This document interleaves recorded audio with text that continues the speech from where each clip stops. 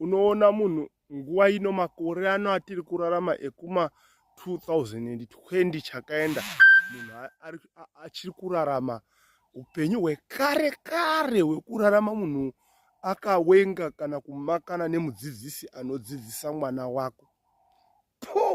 Dofo iwe haisi inguva yekutotsvaga maconducts emudzidzisi wako anodzidzisa mwana wako, umufonera, muri sei madam, muri sei nhingi, zviri kudini, dziri sei mhuri dzenyu? Kaka kouno akakuudza kuti icorruption kutengera mudzidzisi wemwana wako airtime ndiani?